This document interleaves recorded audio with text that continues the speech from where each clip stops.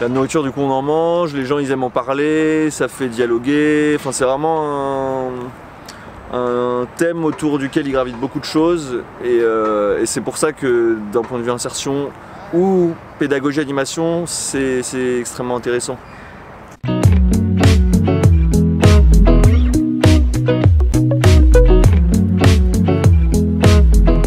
Bonjour Romain. Bonjour. On est sur les toits d'un centre commercial à Porte d'Aubervilliers, donc à côté de Paris, où il y a un jardin urbain qui est installé qui s'appelle Cultissime. Est-ce que tu peux nous parler un petit peu de cet espace, se présenter aussi? Du coup, moi je suis encadrant sur Cultissime, donc c'est un projet géré par l'association Espace, donc une asso d'insertion par l'écologie urbaine, et donc où on développe plusieurs thématiques, donc l'espace vert, aussi la gestion de berges de Seine, donc forêt, parc, jardin. La deuxième thématique c'est l'animation, c'est-à-dire qu'on anime des jardins partagés, avec notamment pour objectif la création de liens sociaux. Et donc ça, voilà, on a une trentaine de jardins sur tout le territoire francilien. Et la dernière thématique qu'on a développée en 2016, c'est l'agriculture urbaine, donc agriculture vraiment au sens productif. Et donc avec la présence de Cultissime, donc voilà, développé au Aubervilliers comme tu l'as dit. Et donc là, dans ces trois thématiques, l'idée c'est vraiment de faire de l'insertion, donc donner un emploi à des personnes éloignées d'emploi, voilà, en difficulté sociale ou économique. Et ici, donc, on forme les salariés à la production agricole. Donc, puisqu'ici, on développe donc, sur 2000 m² la production de fruits, légumes, aromatiques et fleurs comestibles. Que vous commercialisez dans les environs en fait. C'est ça. Du coup, on fait de l'insertion et comme support on produit, et donc pour donner cette compétence, et derrière on a des légumes voilà, qu'il faut bien vendre, et ça nous fait une autre compétence qu'on peut développer, la commercialisation.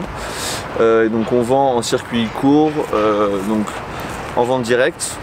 Donc on avait développé un partenariat avec Veolia et la Directe et avec le ministère, donc où on vend directement nos légumes.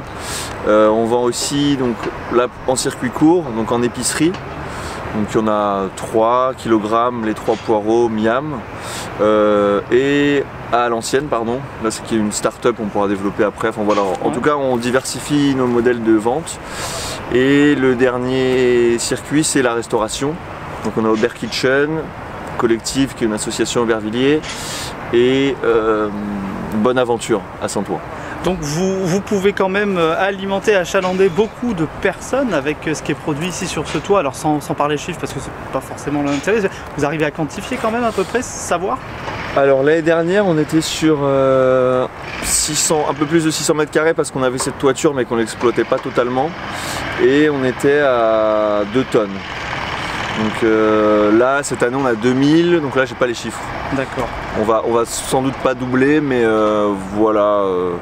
Donc ouais, ça fait une petite quantité. Le jardin, ici, le sol, c'est quoi? Tu m'en parlais un petit peu hors caméra. Est-ce que tu peux nous expliquer comment est-ce qu'on fait pousser des légumes sur les toits de Paris, quoi? Ouais, bien sûr. Alors, ce qui se passe là, c'est qu'on a eu la chance d'arriver sur une toiture qui était déjà végétalisée. Parce que ce bâtiment assez récent, il date de 2013 ou 2014, donc là, parce qu'on est sur les toits du Fashion Center, je ne sais pas si j'ai précisé. Et donc ils ont végétalisé dès la construction, dès la conceptualisation du bâtiment. Donc là on a 1 mètre de terre, et donc en fait c'est un mélange de matière organique, donc de compost et de pouzzolane. Donc c'est une roche volcanique qu'on retrouve souvent en toiture parce qu'elle est très poreuse, elle est très légère. Voilà, donc on parle d'un technosol. Et donc on a un sol très fertile, comme je disais 1 mètre de profondeur, donc ce qui nous permet de faire pousser beaucoup de choses. En maraîchage même c'est beaucoup, hein. La plupart des légumes ils ont besoin de 20-30 cm. Et nous derrière on fait des amendements en compost. Donc un sol fertile quoi. C'est ça. Et tu me disais aussi une agriculture un peu contrainte, ce mode d'agriculture intensif, un peu contraint par l'espace réduit des lieux, mais qui reste avec des produits de bonne qualité. C'est ça. On respecte le cahier des charges du bio, même si on ne peut pas l'être puisqu'on est hors sol. Mais donc oui, on développe des techniques et on utilise aussi surtout des variétés paysannes ou pas, mais qui sont de qualité. Et derrière, comme les sols suivent, ça nous donne des bons produits. produits frais parce que c'est plus facile à commercialiser. Ouais, alors pas plus facile, c'est qu'on part du principe qu'on est en urbain, on est vraiment au plus près des adhérents et des consommateurs. Et donc l'intérêt qu'on a, c'est de faire du frais, voire de l'ultra frais, donc vendre de la feuille, du fruit, voilà, typiquement du fruit, du légume et de la tomate. Voilà, des choses qui se tiennent pas forcément bien dans les transports. Et voilà, nous la tomate on la récolte, elle est chez le consommateur dans la journée. Donc on peut se permettre de la récolter bien mûre et de la vendre directement. On va pas se retrouver avec un produit qui a été récolté à moitié mûr, qui passe du temps dans les transports et dans les frigos, qui mûrit dans ce contexte-là et voilà, qui arrive sans goût. Donc voilà, beaucoup de frais, donc fleurs comestibles. Ça c'est quelque chose qu'on développe beaucoup parce qu'on peut le faire en ultra frais.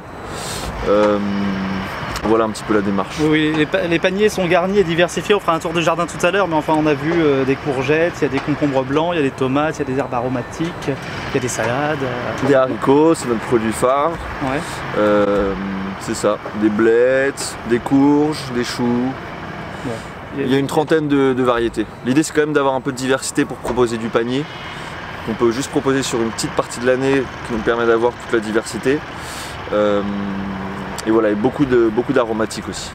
Et les gens, que ce soit les restaurateurs ou les entreprises, ils étaient demandeurs, ils sont satisfaits de ça? Oui, ils sont très, je pense qu'ils sont très satisfaits. Et le gros avantage aussi qu'on a, parce que comme je te dis, nous, finalement, par rapport à un maraîcher, on ne fait pas des quantités extraordinaires. Moi, là, je propose, voilà, ce que je propose à une boutique, c'est pas énorme par rapport à d'autres, mais l'avantage qu'on a, c'est que comme on est au plus près, s'il y a un manque de la part d'une boutique ou d'un restaurateur, il me demande tiens, demain est-ce que tu peux venir avec 30 kg de tomates? Je peux le faire. Moi c'est 10 minutes de livraison et donc c'est voilà, une humaine quoi. Voilà, c'est ça. Et justement l'humain, est-ce que tu peux nous expliquer un petit peu comment c'est organisé ici en termes de alors main d'œuvre, c'est le premier mot qui me vient même s'il me plaît pas. Non, mais okay, vous êtes combien à travailler ici et qui sont les personnes qui travaillent sur cette parcelle?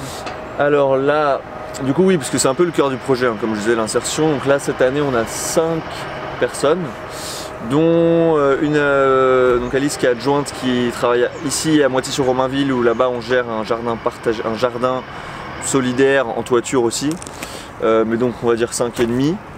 Et puis on a aussi des services civiques et des stagiaires qui tournent, donc on est à 6 on va dire en moyenne sur l'année. Et donc pour les contrats d'insertion, donc c'est des CDDI, des contrats à durée déterminée d'insertion, qui durent 6, 7, 8 mois, et voilà, qu'on renouvelle, et ça peut durer jusqu'à 2 ans, et c'est des 26 heures semaine. Donc, et c'est des personnes qui étaient éloignées de l'emploi jusqu'ici en fait. Voilà, c'était des personnes éloignées de l'emploi, il y a un certain nombre de critères auxquels il faut répondre pour être éligible à l'insertion. Et c'est pour ça qu'on est sur des contrats de 26 heures. L'idée c'est pas de remettre quelqu'un qui n'a pas travaillé longtemps direct dans le bain, voilà, avec un 35 heures. L'idée c'est d'avoir un rythme assez calme tout en travaillant et pouvoir continuer à faire des recherches d'emploi à côté, puisque nous l'idée c'est pas de former des gens pour les garder, c'est de les former pour qu'ils trouvent un autre emploi. Voilà, si on embauche quelqu'un et que 3 mois après il part, nous on est ravis, on n'a pas su le temps à le former, mais c'est l'objectif. Nous l'idée c'est vraiment de redonner une employabilité. On est comme un tremplin vers l'emploi. Et ils n'ont pas non plus vocation à forcément trouver un emploi dans le maraîchage. Nous là on développe beaucoup de compétences, enfin sur beaucoup de thématiques. L'agriculture ça touche vraiment, c'est au carrefour de plein de disciplines. Mais l'idée c'est qu'ils trouvent un emploi dans le secteur qui leur plaît derrière. On sait que c'est un métier difficile, il n'y a pas forcément beaucoup de travail à Paris. Là nous on est à Aubervilliers, donc on travaille avec des urbains. Les personnes généralement viennent pas ici pour se dire tiens, après mon emploi je vais à la campagne pour être maraîcher. Donc l'idée c'est de redonner un savoir-faire, donc des compétences dans ce secteur, mais surtout un savoir-être professionnel. Et donc après ils peuvent chercher dans les thématiques qui les intéressent. Ça marche, ça fait combien de temps? Ça fait 3 ans maintenant que vous faites ça? Ça fait ouais, depuis 2016, on est en 2020. Ouais, il y a eu entre 30 et 40 salariés qui sont passés depuis le début. Et par contre, sur les sorties positives, j'ai pas de chiffres à donner malheureusement. Non, sans chiffres, la température ressentie, quoi. Les gens qui passent par là sont contents et derrière. Oui, en tout cas, il y a un enthousiasme, de la part des salariés sur cette activité, clairement. Comment est-ce que tu en arrives ici, toi? C'est quoi ton parcours, Romain? Alors moi, j'ai fait un master de géographie à Paris 4. Et je fais mon stage en fait de mémoire sur l'agriculture urbaine, donc ici avec Cassid à l'époque qui avait monté ce projet. Donc où je touchais un peu à l'encadrement, à la gestion de projet. Ensuite j'ai fait un service civique chez Veniverdi, qui est une association qui développe des écoles, qui développe des jardins dans des écoles. Et qui ont une magnifique ferme d'ailleurs à Porte de Bagnolet, Pierre Mendès France. Et ensuite, je me suis retrouvé ici comme encadrant. Voilà, j'avais déjà fait un petit peu d'encadrement ici, j'avais une certaine compétence dans ce qui était fruits et légumes. J'avais aussi fait un stage dans une autre ferme en Bretagne à un moment. Enfin, mais après je me suis beaucoup formé sur le tas. Ouais. Je me suis beaucoup formé sur le tas. En même temps ça fonctionne. Oui, ça fonctionne. Ça fonctionne, oui. Jusqu'à maintenant en tout cas. Il y a deux choses qu'on n'a pas abordées. J'imagine que vous avez du compost.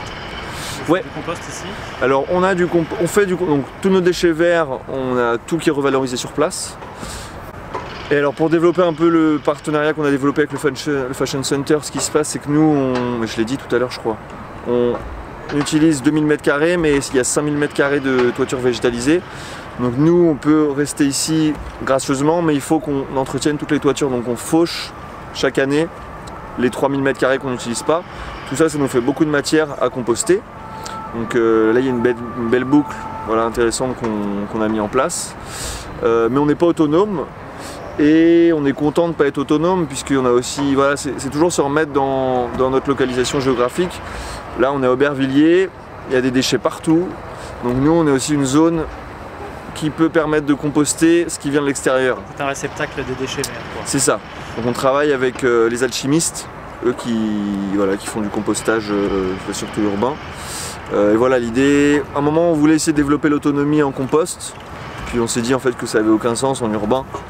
Voilà. Tu as parlé du fauchage, vous avez de l'aide, hein, vous avez des voisins. On a des petits voisins, on a des petits boucs. Moi les poules elles les aident moins. L'eau, vous êtes alimenté par le centre commercial. C'est ça, on est sur l'eau de la ville. On vient à la rencontre de Cultissime pour que vous intégriez le livre que les Pandarous est en train d'écrire. Et ce livre est chapitré, et on pensait vous mettre dans le chapitre se nourrir, mais finalement vous iriez bien aussi dans le chapitre se former. Ouais. Alors, la question sur se nourrir, si jamais vous atterrissez dans ce chapitre, ça veut dire quoi pour vous, pour toi, se nourrir? Se nourrir, c'est la question pour moi c'est la question d'une alimentation saine, et c'est la facilité à pouvoir y accéder. La nourriture, du coup on en mange, les gens ils aiment en parler, ça fait dialoguer, enfin c'est vraiment un thème autour duquel il gravite beaucoup de choses, et c'est pour ça que d'un point de vue insertion ou pédagogie animation, c'est extrêmement intéressant. La toute dernière question, c'est que le livre qu'on écrit, c'est pour présenter 80 initiatives qui nous paraissent indispensables pour un monde un peu plus enviable. Ouais. Un des titres possibles, c'est Oui, autre chose est possible, en matière de monde qui soit plus simple, plus écologique, plus solidaire. Ce serait quoi pour toi cette autre chose possible? Non, un autre monde possible, moi ça va être très... Moi je viens de la ville, enfin je suis de Paris. Moi, quand on me parle d'un autre monde possible, ce serait déjà à l'échelle, enfin ce sera à mon échelle. J'ai un peu du mal à penser à l'univers monde. Enfin moi j'aime bien parler du local et de ce que je vois. Et ce serait juste plus de...